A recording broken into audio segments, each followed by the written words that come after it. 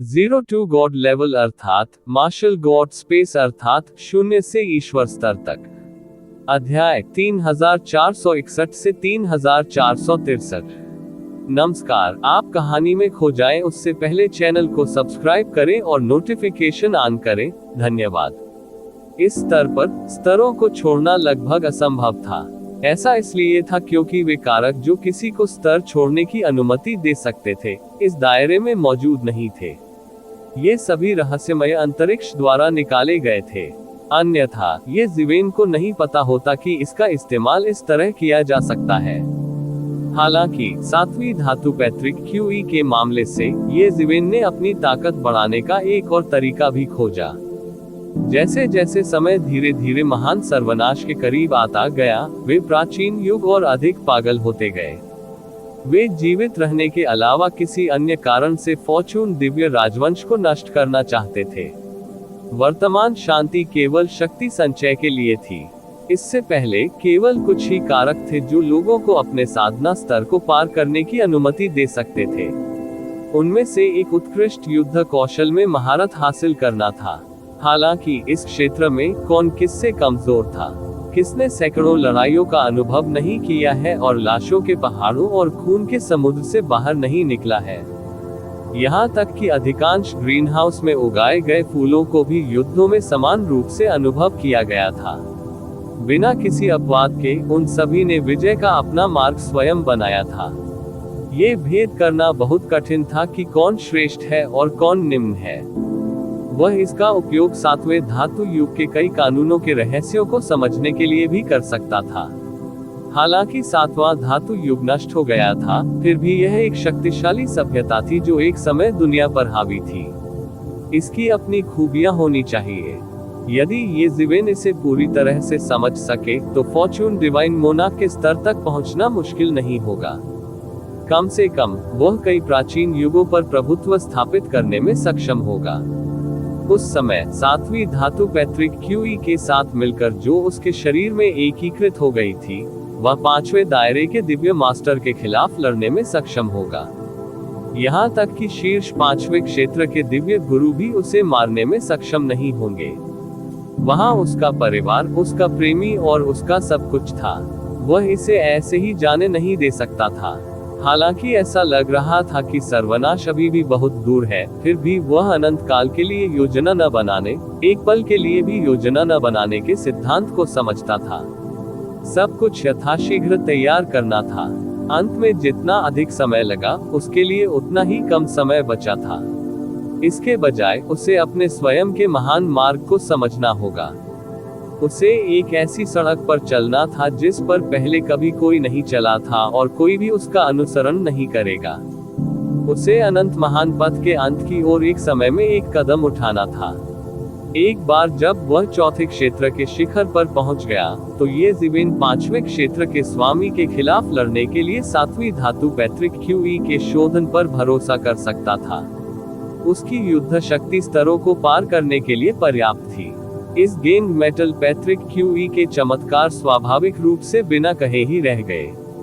ये संपूर्ण गेंग धातु महान युग द्वारा पोषित सार था, अमूल्य और अथाह। ये जीवेन ने तुरंत इन विचारों को दूर कर दिया और सीधे सातवीं धातु पैतृक क्यूई को अपने शरीर में एकीकृत कर लिया। एक क्षण में उसके शरीर से सघन रूप से भरे रक्त के कण रिसने लगे। सुनहरे रक्त के मोती नीचे बह गए और उसे लगभग एक सुनहरे आदमी में रंग दिया। उसके लिए थोड़े समय में पांचवें लोक में कदम रखना कठिन होगा, लेकिन चौथे लोक के शिखर पर कदम रखना उसके लिए कठिन नहीं होगा। ऐसा इसलिए था क्योंकि जिस विश्व वृक्ष फल को उसने राक्षसी युग के स्वर्गीय पूज्य के रक्त सार से सींचा था, जिसे उसने मारा था, वह पकने वाला था। समय आने पर वह लाखों वर्षों की खेती को बचा सकेगा और सीधे चौथे लोक के शिखर पर पहुंच सकेगा। एक बार जब वह गेंग मेटल पैतृक क्यूई को पचा लेगा, तो उसकी रक्षात्मक शक्ति काफी बढ़ जाएगी। ये कहना अतिशयोक्ति नहीं होगी कि उसी दायरे में वह सचमुच अजेय होगा। कोई उसका कुछ नहीं बिगाड़ पाएगा। ये गेंग मेटल पैतृक क्यूई बहुत अधिक प्रभावशाली था। इसने ये जीवेन के अविनाशी गिल्डेड तानाशाह फॉर्म को लगभग तुरंत घायल कर दिया। उसका पूरा शरीर गहरे घावों से ढका हुआ था। अब जब वह ईस्टर्न होली लॉर्ड के पद के लिए प्रतिस्पर्धा करना चाहता था, तो वह जितना मजबूत होगा उतना बेहतर होगा। उसे सिल्वर मून की भी परवाह नहीं थी। उनके मन में सच्चा दुश्मन स्पेसटाइम हेवनली वेनेरेट था। उन्होंने एक स्वर्गीय पूज्य दाओ उपकरण को परिष्कृत किया था, और वह स्वाभाविक रूप से उत्कृष्ट और अजेय थे। हालांकि अंत में ये जीवेन ने फिर भी इसे अपने शरीर में सूंघने का विकल्प चुना। शायद भविष्य में सिल्वर मून स्पेसटाइम हेवनली से भी अधिक भयानक होगा। अपनी पूरी ताकत वापस पाने के बाद पूजा करे। हालांकि वह भी सुदूर भविष्य में था। कम से कम इस बार ईस्टर्न होली लॉर्ड के पद की लड़ाई में वह कोई भूमिका नहीं निभाएंगी। हालांकि इस तरह की उदासी केवल एक पल के लिए ही रही। वह इतना भावुक व्यक्ति नहीं था। भले ही दुनिया नष्ट होने वाली हो, फिर भी उसके पास अपनी रक्षा करने की शक्ति थी। ऐसे में डरने की कोई बात नहीं थी। बात सिर्फ इतनी थी कि वह और अधिक करना और अधिक लोगों की रक्षा करना चाहता था। भले ही वह अत्यधिक शक्तिशाली बन गया, फिर भी कुछ चीजें थीं जिन्हें वह जाने नहीं दे सकता था। यदि उसने उन्हें त्याग दिया, भले ही वह फॉर्चून गॉड लॉर्ड की तरह एक अद्वितीय पावरहाउस बन गया, तो उसके लिए क्या मजा होगा। दूसरी बात थी उनकी मार्शल आर्ट की गहराई। आमतौर पर सम्राट राजा क्षेत्र को पार करने की आवश्यकता होती है। किसी क्षेत्र के लिए सैकड़ों हजारों वर्ष या यहाँ तक कि लाखों वर्ष लगना सामान्य बात थी। निचले क्षेत्र के एक चरम बिजली घर के लिए इसकी भरपाई करना बेकार था। केवल अगले दायरे में प्रवेश करके ही कोई उसी दायरे के प्रतिद्वंद्वी से आगे निकल सकता है। उस समय दोनों पक्षों के बीच सचमुच भीषण युद्ध होगा। फॉर्चून गॉड राजवंश को प्राचीन युग के खिलाफ लड़ना था, दुनिया के महान विनाश की तैयारी करनी थी और अपनी सीमाओं के भीतर विदेशी प्राणियों को दबाना था। स्थिति और भी कठिन हो जाएगी। भले ही ये जीवेन ने यूनिवर्स क्रिएशन पाम पर महारत हासिल कर ली हो, फिर भी यह उसके लिए उच्च क्षेत्र के लोगों से लड़ने के लिए पर्याप्त नहीं था। अधिक से अधिक वह अपने साथियों के बीच अजेय होगा, क्योंकि ये जीवेन की अपनी ताकत ने यूनिवर्स क्रिएशन पाम की शक्ति को सीमित कर दिया था। ये जीवेन के सम्राट राजा क्षेत्र में प्रवेश करने के बाद ये पहली बार था कि उसके पास उच्च क्षेत्र की युद्ध शक्ति थी। सम्राट राजा क्षेत्र पहले ही चरम क्षेत्र में प्रवेश कर चुका था। हालांकि यह स्वर्गीय पूज्य जितना अच्छा नहीं था, ये चरम क्षेत्र भी था। इसे चरम क्षेत्र कहा जाने का कारण ये था कि यह महान मार्ग का लगभग अंत था। यह कोई ऐसी चीज नहीं थी जिसे चरण दर चरण विकसित करके हासिल किया जा सकता था। उस समय उनके ईस्टर्न होली लॉर्ड के पद के लिए प्रतिस्पर्धा करने की संभावना काफी बढ़ जाएगी। चौथा क्षेत्र और पांचवा क्षेत्र समान अवधारणाएं नहीं थी। हालांकि उसके पूरे शरीर से खून बह रहा था, लेकिन ये जीवेन को कोई परवाह नहीं थी। वह एक कदम आगे बढ़ा और जमीन की गहराई में समा गया। वह उन्मत्त होकर पृथ्वी की शिराओं को नष्ट करने लगा। यदि पृथ्वी की नसें नष्ट हो गईं, तो गेंगजिन ग्रेट वर्ल्ड भी नष्ट हो जाएगा। तब गेंगजिन युग का स्वर्गीय मार्ग अब मजबूत नहीं रहेगा। यह एक कठोर उपाय था। इस मामले में गेंगजिन पैट्रिक क्यूई, जो उसे उच्च क्षेत्र के लोगों से लड़ने की अनुमति दे सकती थी, बेहद महत्वपूर्ण थी। दोनों के बीच भयंकर युद्ध अवश्यंभावी था। स्पेसटाइम हेवनली वेनेरेट की तुलना में हेवनली वेनेरेट सिल्वर मून, जो अभी अभी हेवनली गेट क्लेश से गुजरा था, को एक मजबूत प्रतिद्वंद्वी नहीं माना जा सकता है। ये जीवेन ने ये भी अच्छी तरह से समझा कि यदि वह उच्च क्षेत्र के लोगों से लड़ना चाहता है, तो ये केवल गेंगजिन पैट्रिक क्यूई जैसी युग स्तरीय दिव्य वस्तु के साथ ही संभव होगा। हालांकि इस तरह की चीज बहुत दुर्लभ थी। एक युग में उनमें से 3 या 5 भी उत्पन्न नहीं हो सकते। इसके अलावा यह एक अतुलनीय बिजली घर बन सकता है, या एक अद्वितीय जादुई हथियार बन सकता है, या दूसरों द्वारा छीन लिया जा सकता है। इसे दोबारा प्राप्त करने की कठिनाई भूसे के ढेर में सुई ढूंढने जैसी ही थी। लेकिन फिर भी वह पहले से ही बहुत संतुष्ट था। यदि वह 5वें दायरे को तोड़ना चाहता है, तो क्लेश निवारण भूख की मदद के बिना ये बहुत मुश्किल होगा। यह इस पर भी निर्भर करेगा कि बाद में मौके मिलेंगे या नहीं। यदि वह सुधार के लिए केवल पत्थर से टपकते पानी की तरह श्रमसाध्य प्रयासों पर निर्भर रहता तो इसमें लगने वाला समय बिल्कुल अकल्पनीय होता। आखिरकार यह एक युग का सार था। चाहे वह कितना भी कमजोर क्यों न हो, फिर भी वह मनुष्य की ताकत से कहीं अधिक मजबूत था। ये सोचते हुए वह कुछ हद तक आत्मनिंदा भरी मुस्कान दिखाने से खुद को नहीं रोक सका।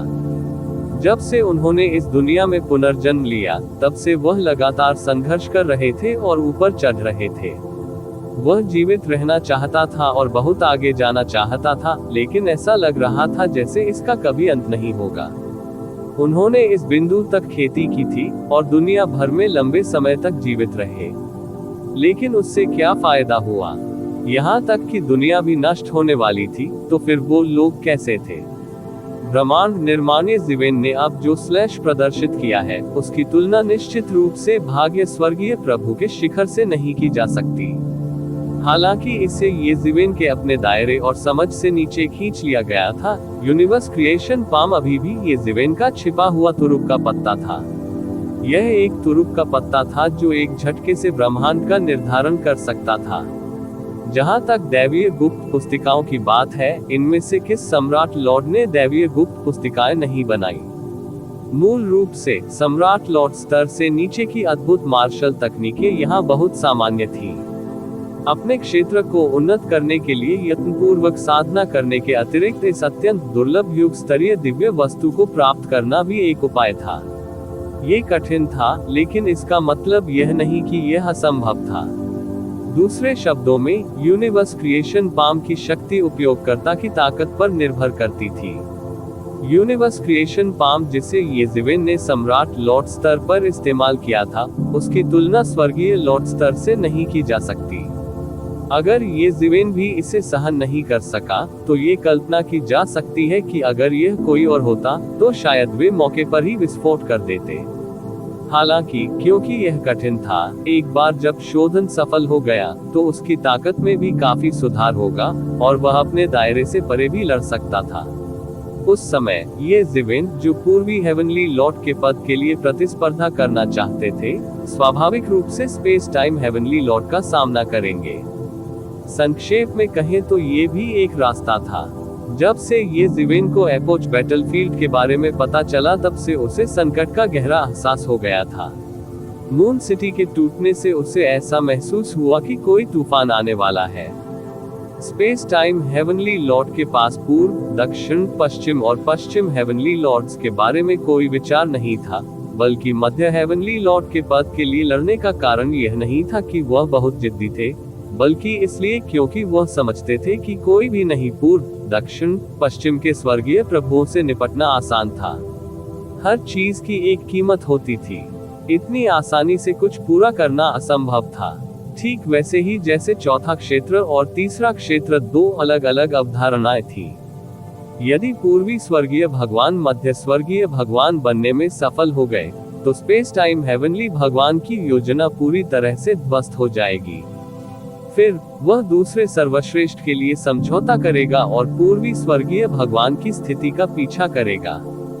उस समय ये जीवेन अपनी ताकत से कितने लोगों की रक्षा कर सकता था। इसके अलावा ये जीवेन भी असंख्य स्वर्गों में लौटने का रास्ता खोजना चाहता था। यदि संसार नष्ट हो गया, तो असंख्य स्वर्ग भी मृत्यु से बच नहीं सकेंगे। स्वर्गीय प्रभुओं की सुरक्षा के बिना असंख्य स्वर्ग संभवतः नष्ट हो जाएंगे। साथ ही उसकी युद्ध शक्ति भी अलग अलग डिग्री तक बढ़ जाएगी। जब तक वह इसे परिष्कृत कर सकता है, उसे अधिक परिष्कृत करने की आवश्यकता नहीं होगी और वह चौथे क्षेत्र में अजेय रहेगा। पहले दानव आदरणीय असंख्य स्टार का स्तर उसे रोक नहीं सका और उससे निपटना पहले की तरह उतना मुश्किल नहीं होगा। हालांकि पूर्वी स्वर्गीय भगवान के मध्य स्वर्गीय भगवान बनने के बाद वह एक ही समय में दो पदों पर नहीं रह सकते थे। उस वक्त उनके पास मौका होगा। प्रतिवेदन किसी भी खराब अनुवाद के बारे में हमें बताने के लिए टेक्स्ट का चयन करें और रिपोर्ट पर क्लिक करें। लेस देन पिछला सूचकांक, अगला ग्रेटर देन। ये जीवेन की स्वर्गीय पूजनीय स्तर की ताकत को देखते हुए ये कल्पना करना आसान था कि वह कितनी तेजी से कहर बरपा सकता है। कुछ ही समय में उसने पहले ही पूरे गेंगजिन ग्रेट वर्ल्ड की पृथ्वी की नसों को नष्ट कर दिया था। कहना चाहिए कि उनमें से अधिकांश उसके साथ ही नष्ट हो गए। गेंगजिन ग्रेट वर्ल्ड की पृथ्वी नसें एक बड़े समूह की तरह थी। वे आपस में जुड़े हुए थे। एक को नष्ट करने से अनगिनत अन्य नष्ट हो जाएंगे। जब तक उसने इन सभी पृथ्वी शिराओं को नष्ट कर दिया, तब तक संपूर्ण गेंगजिन ग्रेट वर्ल्ड तबाही की स्थिति में था। असंख्य जीव जंतु मर गए, सर्वत्र ज्वालामुखी फूट पड़े और भूकंप आते रहे। उनके ऊपर मार्शल युग की सेना थी जो गेंगजिन ग्रेट वर्ल्ड के प्राणियों का वध कर रही थी और उनकी संपत्ति लूट रही थी। कोई कल्पना कर सकता है कि एक युग की संपत्ति कितनी समृद्ध थी। हालांकि ये ज़िवेन को इन सामान्य चीजों में ज्यादा दिलचस्पी नहीं थी। वे उसके बहुत काम के नहीं थे। हालांकि गेंगजिन क्यूई काफी उपयोगी थी। समय आने पर वह इस गेंगजिन क्यूई का उपयोग लाखों या लाखों दिव्य हथियारों को परिष्कृत करने के लिए कर सकता था। मानव जाति के विशिष्ट सैनिकों की ताकत थोड़ी अधिक बढ़ जाएगी। इसलिए उसने गेंगजिन क्यूई को इकट्ठा करने के लिए बस एक क्लोन बनाया। जहां तक दिव्य सामग्री आदि का प्रश्न है, उसने वह सब कुछ लूट लिया जो उसकी नजर में आया। उनके पास उनके लिए कोई उपयोग नहीं था, लेकिन मानव जाति कर सकती थी। रात में घास के बिना घोड़ा मोटा नहीं होता। इस आकस्मिक धन के बिना मानव जाति थोड़े समय में अपनी ताकत कैसे सुधार सकती है। वह उसकी रक्षा के लिए पूर्वी स्वर्गीय पूज्य के पक्ष में लौट आया। हालांकि वह ये भी जानता था कि गेंगजिन ग्रेट वर्ल्ड हेवनली वे को बिना तैयारी के पकड़ा जाना चाहिए था और वह वापस नहीं लड़ सकता था। गेंगजिन पैट्रिक क्यूई के अलावा कोई अन्य अस्तित्व ये ज़िवेन द्वारा पृथ्वी की नसों के विनाश और गेंगजिन महान विश्व की नींव को बाधित करने के लिए प्रकट नहीं हुआ था। ये दिखाने के लिए पर्याप्त था कि गेंगजिन ग्रेट वर्ल्ड का स्वर्गीय मार्ग शक्तिहीन था। हालांकि ये ज़िवेन ने अभी भी एक युग के स्वर्गीय मार्ग को कम आंकने की हिम्मत नहीं की, वरना उसे पता भी नहीं चलता कि उसकी मौत कैसे हुई। जहां तक स्वर्गीय पूज्य सिल्वर मून और अन्य लोगों की बात है, ये ज़िवेन का उनकी मदद करने का कोई इरादा नहीं था। मिस्टर हुआन की ओर से 7वें दायरे से ऊपर के विशेषज्ञों के बीच की लड़ाई कुछ ऐसी चीज नहीं थी जिसमें वह हस्तक्षेप कर सकते थे, और वह हस्तक्षेप करना भी नहीं चाहते थे। वह दूसरों की लड़ाई में हस्तक्षेप कर सकता था, लेकिन उसने ऐसा नहीं किया। यह उनका अवसर था और साथ ही उनकी संपत्ति भी। 7वें स्वर्ण युग के दिव्य पूज्य की लाश अमूल्य थी। यदि वह बिना सोचे समझे हस्तक्षेप करता, तो उसे डर था कि उसे शत्रुतापूर्ण दृष्टि से देखा जाएगा। इसलिए उन्होंने केवल ईस्टर्न स्काई वेनेरेट के पक्ष को देखा और उसकी रक्षा की, उनके रक्षक के रूप में कार्य किया। वह अच्छी तरह से जानता था कि इस ऑपरेशन की सफलता या विफलता की कुंजी उनमें से कुछ के पास नहीं, बल्कि ईस्टर्न स्काई वेनेरेट के पास थी। जब तक वह सफल रहे, वृद्ध स्वर्ण युग बर्बाद हो जाएगा और उन्होंने एक महान योगदान दिया होगा। ये ज़िवेन को आते देखकर पूर्वी तियानजुन बस थोड़ा मुस्कुराया। फिर उसने फिर से अपनी आंखें बंद कर ली।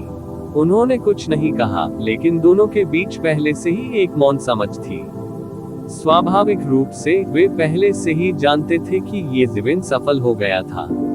उसका चेहरा पीला पड़ गया था। हर क्षण उनके शरीर की आध्यात्मिक शक्ति यज्ञ व्यूह से निःसृत होती रहती थी।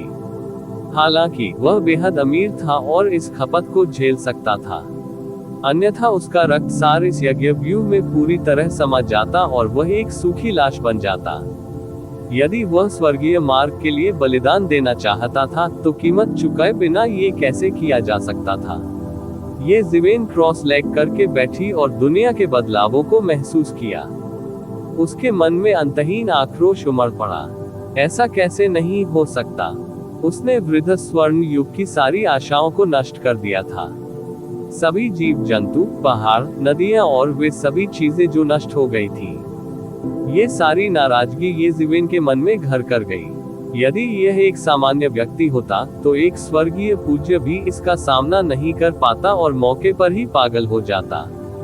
हालांकि ये ज़िवेन अलग थी। उसके शरीर में रहस्यमय स्थान और विश्व वृक्ष ने रक्षा की 2 परतें बनाई। उन्होंने सीधे तौर पर इन नाराजगी को आत्मसात कर लिया और वे उसे बिल्कुल भी प्रभावित नहीं कर सके। जैसे ही ये जीवेन को स्वर्गीय मार्ग का एहसास हुआ, ऐसा लगा जैसे उसने अपनी आंखें खोल ली हो। उसने वह सब कुछ देखा जो अदृश्य दुनिया में घटित हो रहा था। उनकी नजर में 7वें स्वर्ण युग का स्वर्गीय दाव, जिसे स्वर्ग सीलिंग तावीज द्वारा सील किया गया था, ने धीरे धीरे आकार ले लिया। यह अब दो विशाल प्राणियों के टकराने जैसा भ्रमपूर्ण नहीं रह गया था। हाँ, ये केवल 7वें स्वर्ण युग का स्वर्गीय दाव नहीं था जिसने आकार लिया। एक और भीमकाय प्राणी प्रकट हुआ था। यह मार्शल युग का स्वर्गीय दाव था। मूल रूप से मार्शल युग का स्वर्गीय दाव प्रारंभिक अराजकता में इतना दूर था कि यह पहले से ही उसकी सीमा से परे था। हालांकि पूर्वी दिव्य वेनेरेट के महान गठन के माध्यम से मार्शल युग के स्वर्गीय दाव की इच्छा उतरी और 7वें स्वर्ण युग के स्वर्गीय दाव को निगलना शुरू कर दिया। यह मार्शल युग के स्वर्गीय दाव का अवतरण था जिसने सीधे तौर पर 7वें स्वर्ण युग के स्वर्गीय दाव को रोक दिया था। इसके अलावा ये स्वर्ग सीलिंग तावीज द्वारा सील कर दिया गया था और कुछ भी करने के लिए खुद को मुक्त नहीं कर सका। ये केवल ये जीवेन को बेतहाशा कहर बरपाते हुए देख सकता था। केवल कुछ क्रोधपूर्ण विचारों ने ये जीवेन पर हमला किया। दो युगों के स्वर्गीय तरीकों की टक्कर ये जीवेन के लिए अतुलनीय रूप से चौंकाने वाली थी। यह उसके पिछले जीवन में विशाल और असीमित तारों वाले आकाश को देखने जैसा था। उसमें भी वही तुच्छता का एहसास था।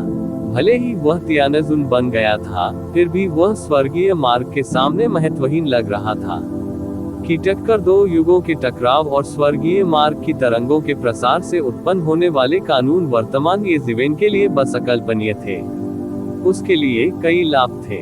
लगभग हर मिनट और हर सेकंड ने बड़ी मात्रा में समझ पैदा की। ऐसा लग रहा था मानो ये कभी रुकेगा ही नहीं। ये जीवेन ने ऊपर देखा, लेकिन वह सब कुछ नहीं देख सका। यह ऐसा था जैसे वह समुद्र से केवल एक स्कूप ही निकाल सकता था। वह बहुत उदास था। उसके सामने खजानों का पहाड़ खड़ा था, लेकिन उसे कुछ भी हासिल नहीं हो सका। हालांकि उसने केवल थोड़ा सा ही हासिल किया, लेकिन दायरे के बारे में उसकी समझ पहले से ही आश्चर्यजनक गति से चौथे दायरे के शिखर के करीब पहुंच रही थी।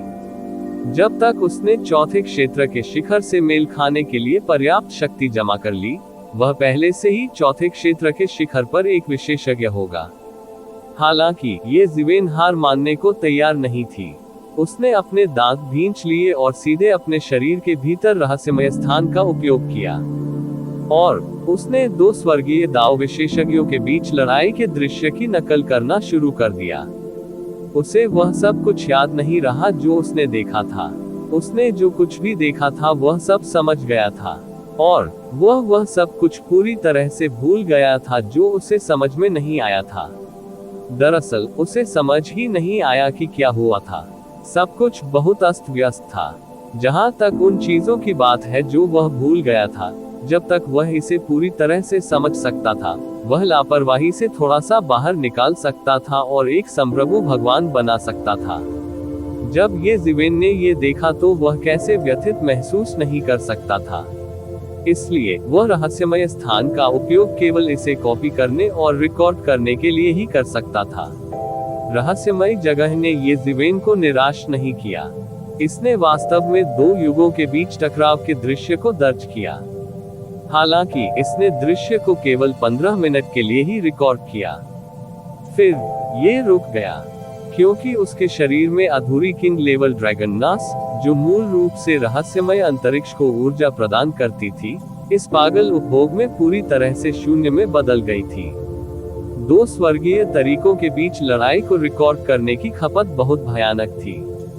हर मिनट और हर सेकंड ये जीवेन को अकल्पनीय मात्रा में धन का उपभोग करना पड़ता था। यदि यह स्वर्गीय तरीकों के युगों के बीच टकराव के अतुलनीय महत्व के लिए नहीं होता, जिसे पैसे से नहीं खरीदा जा सकता, तो ये जीवेन अपनी संपत्ति को इतनी पागलपन से जलाने के लिए तैयार नहीं होता। अंत में इसमें केवल 1.25 घंटा लगा, लेकिन ये जीवेन पहले ही परिणाम से संतुष्ट थे। यदि वह इस 1.25 घंटे में स्वर्गीय मार्गों के टकराव के दृश्य को अच्छी तरह से समझ सके, तो उसकी साधना तेजी से आगे बढ़ेगी। सुधार बस थोड़ा सा नहीं होगा, और उसके लिए एक झटके में 5वें दायरे को तोड़ना असंभव नहीं होगा। ये ज़िवेन को बेहद लापरवाह महसूस हुआ। मूल रूप से वह अभी भी 5वें दायरे में प्रवेश करने के अवसर के बारे में गंभीरता से सोच रहा था। अब मौका उसके सामने था। जब तक वह इसे पूरी तरह से समझ सकता है, उसे 5वें दायरे में प्रवेश करने का अवसर मिलेगा। इसके अलावा इस निरंतर समझ के दौरान उनकी खेती में भी लगातार सुधार हो रहा था। हालांकि चूंकि उसके पास जलाने के लिए अधूरी किंग लेवल ड्रैगन नस नहीं थी, इसलिए उसकी समझने की गति में गिरावट जारी रही। ये पहले जितनी तेज नहीं थी। ये सब लाभ और हानि के रूप में माना जा सकता है। हालांकि फिर भी उसके पास पहले से ही चौथे क्षेत्र के शिखर की खेती थी।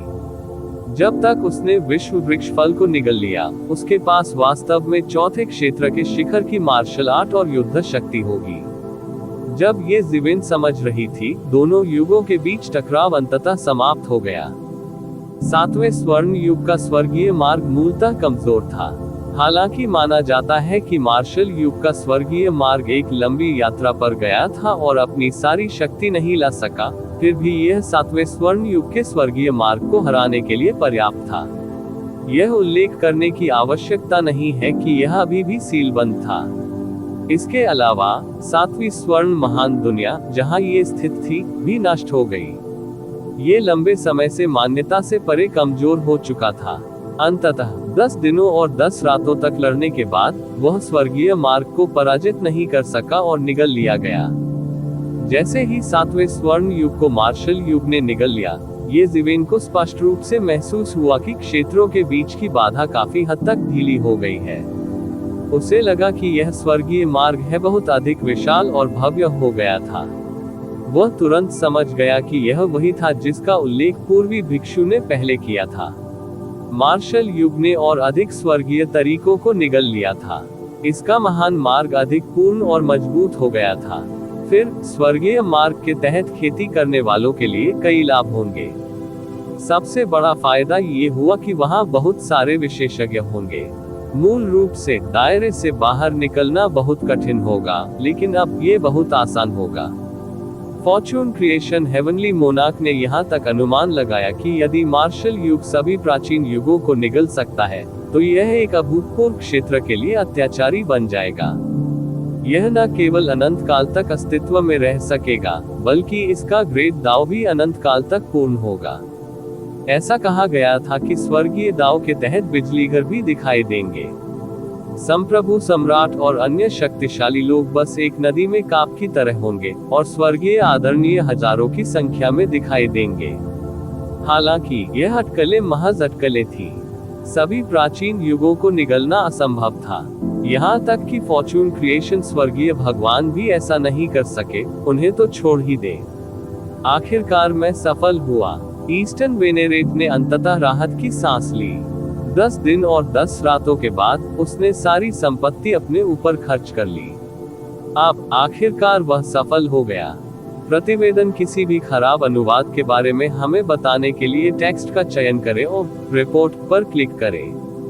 लेस देन पिछला सूचकांक अगला ग्रेटर देन पूर्वी भिक्षुक ने राहत की सांस ली। मूल रूप से ये 10 दिन और रातें पलक झपकते ही बीत जाती।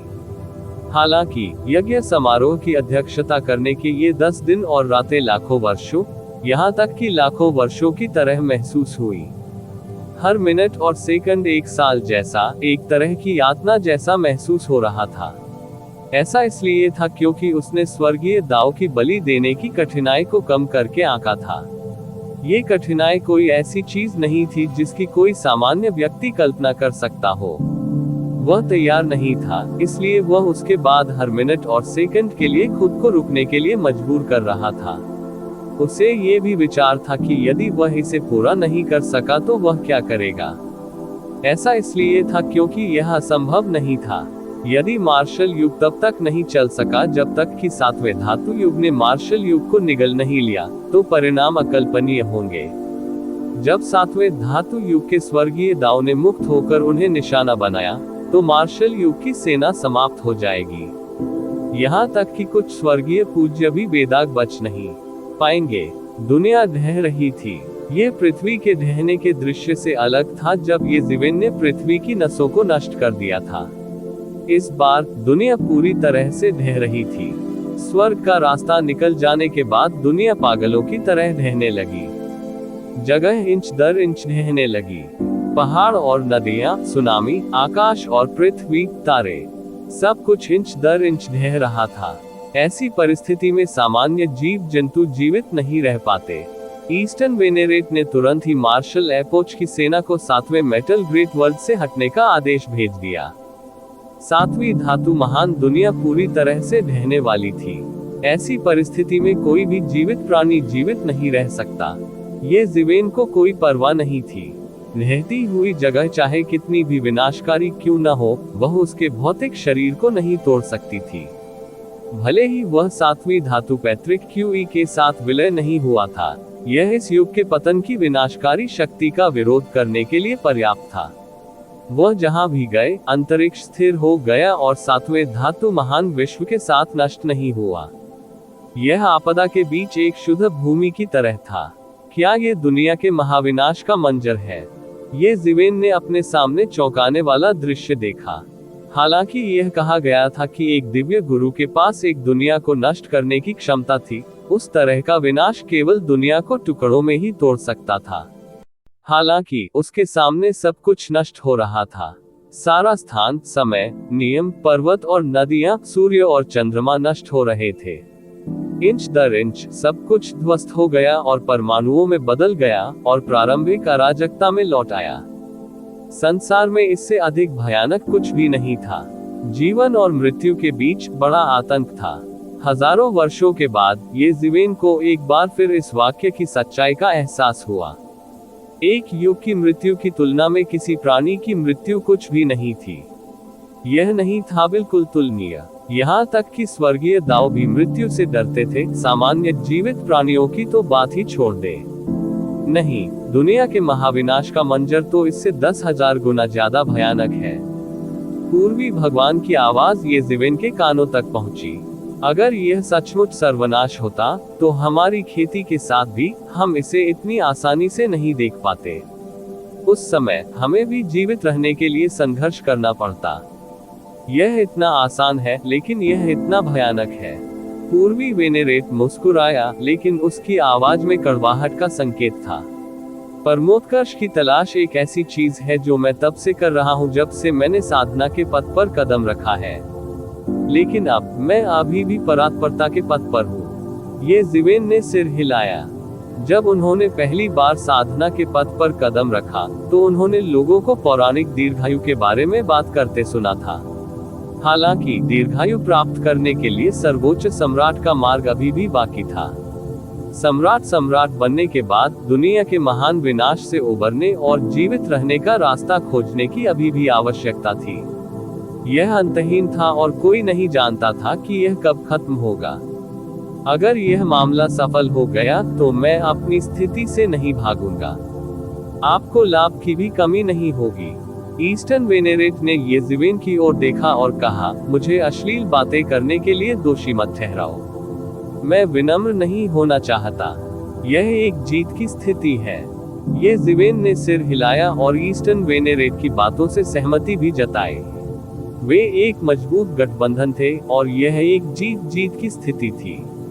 वह पूर्वी आदरणीय का गुलाम नहीं था, इसलिए स्वाभाविक रूप से उसे वह प्राप्त करने का अधिकार था जिसके वह हकदार थे। हालांकि ईस्टर्न वेनेरेट ने यह नहीं कहा कि वह ये जीवेन या हेवनली वेनेरेट सिल्वर मून का समर्थन करेंगे। ऐसा इसलिए था क्योंकि यह उसके लिए अर्थहीन था। चाहे ये जीवेन पूर्वी आदरणीय के पद पर आसीन हुए या स्वर्गीय आदरणीय सिल्वर मून अंततः पूर्वी आदरणीय बन गए, अंत में वे सभी उसके शिविर में थे। इससे कोई फर्क नहीं पड़ता कि पद किसने लिया। ये जीवेन इस दुनिया के विनाश को महसूस करते हुए ढहते हुए पुराने सोने के महान विश्व में खड़ा था। उसके शरीर के भीतर मृत्यु नियमों की समझ भी आश्चर्यजनक गति से बढ़ी। मृत्यु केवल एक व्यक्ति का खत्म होना नहीं था, बल्कि एक विश्व का खत्म होना, समय और स्थान का खत्म होना भी था। दुनिया की हर चीज खत्म हो सकती है। तथाकथित अनंत काल केवल एक सापेक्ष अवधारणा थी। दूरी में Heavenly Venerate Silver Moon War Elder और मिस्टर हुआंग के बीच लड़ाई में अपने प्रतिद्वंद्वी को खत्म करने वाला पहला व्यक्ति कोई और नहीं बल्कि हेवनली वेनेरेट सिल्वर मून था। इस सच्चे अनुभवी स्वर्गीय पूज्य ने भीषण युद्धों की इस श्रृंखला में असाधारण कौशल का प्रदर्शन किया था। स्पष्ट रूप से स्वर्गीय आदरणीय सिल्वर मून को तीसरे क्षेत्र में ले जाने से पहले वह निश्चित रूप से केवल चौथे क्षेत्र में नहीं थी। वह शायद 5वें, 6ठे या 7वें दायरे में भी रही होगी। भले ही वह केवल चौथे क्षेत्र में थी, ऐसी भयानक शक्ति द्वारा प्रदर्शित युद्ध शक्ति चौथे क्षेत्र के विशेषज्ञ की तुलना में स्पष्ट रूप से अधिक मजबूत थी। वह लगभग अजेय थी और उसका मुकाबला करना कठिन था। ये ज़िवेन जैसी सनकी के अलावा कोई और उसका विरोध नहीं कर सकता था। जल्द ही उसका प्रतिद्वंद्वी Aged Gold Great Era Heavenly Venerate हार गया। उसका सिर और लाश स्वर्गीय श्रद्धेय सिल्वर मून के हाथों में गिर गई। यह एक स्वर्गीय पूज्य की लाश थी। भले ही यह पुराने स्वर्ण महान युग का था, फिर भी यह अमूल्य था। यह अथाह था। यही कारण था कि ये ज़िवेन ने हस्तक्षेप नहीं किया था। यह अपने आप में असीमित धन का प्रतिनिधित्व करता है। हालांकि हर किसी के पास ये ज़िवेन जैसा विश्व वृक्ष नहीं था, जो इन स्वर्गीय पूज्यों के सार रक्त को विश्व वृक्ष फलों में सींच सके, लेकिन हर किसी के पास इसका उपयोग करने के अपने तरीके थे। हेवनली वेनेरेट सिल्वर मून द्वारा अपने प्रतिद्वंद्वी को मारने के बाद वह तुरंत ईस्टर्न वेनेरेट के पक्ष में लौट आई। उसके चेहरे पर मुस्कुराहट को दबाना मुश्किल था।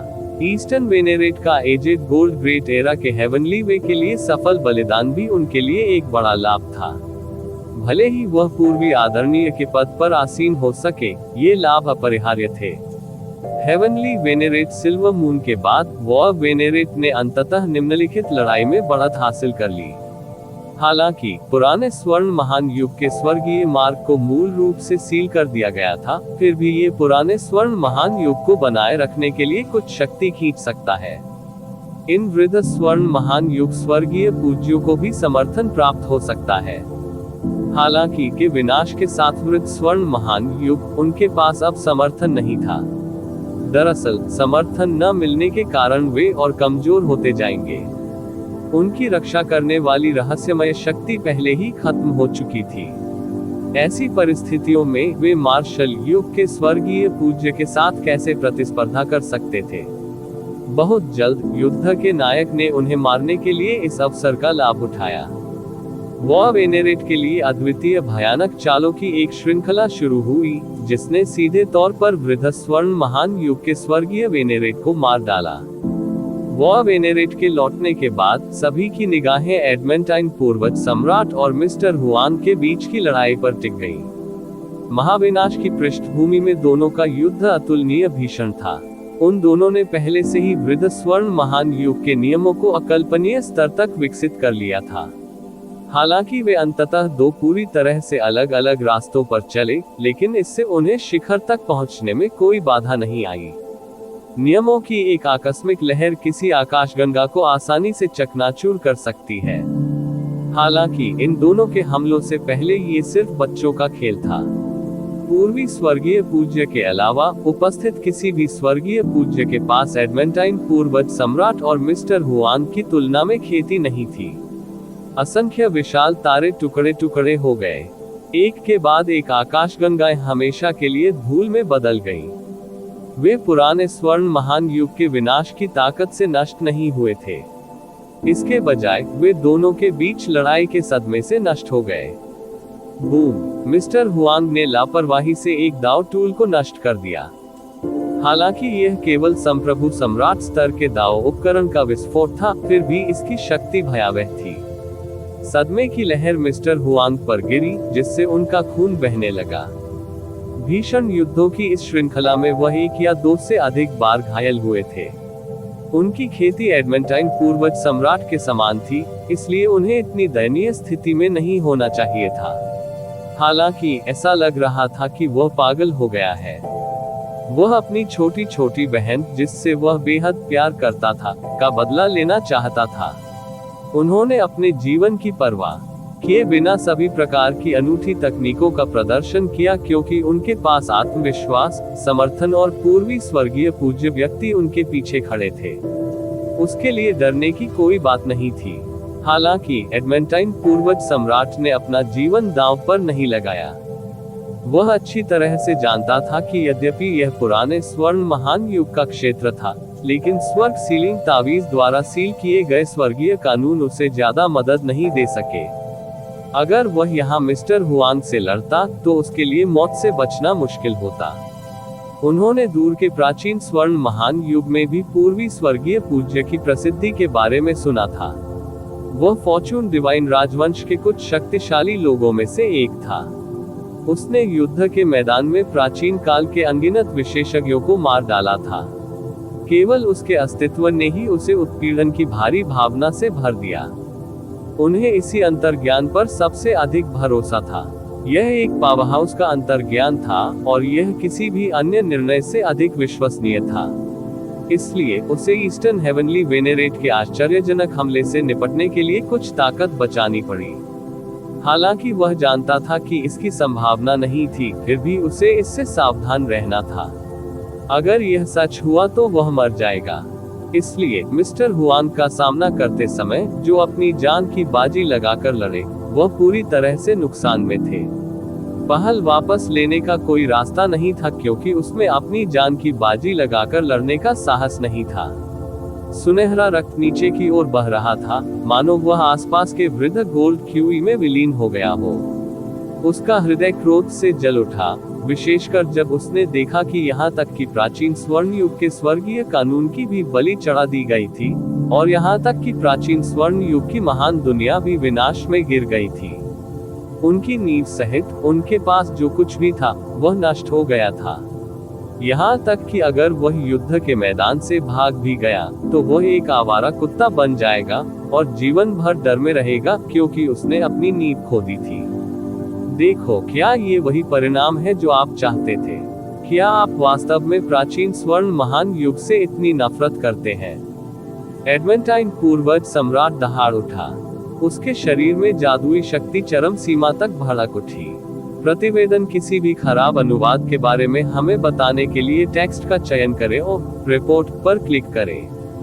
लेस देन पिछला सूचकांक, अगला ग्रेटर देन। इसी प्रकार के अपडेट्स लेते रहने के लिए हमारे चैनल ऑडियो बुक्स 108 को सब्सक्राइब करें और नोटिफिकेशन ऑन करें। धन्यवाद।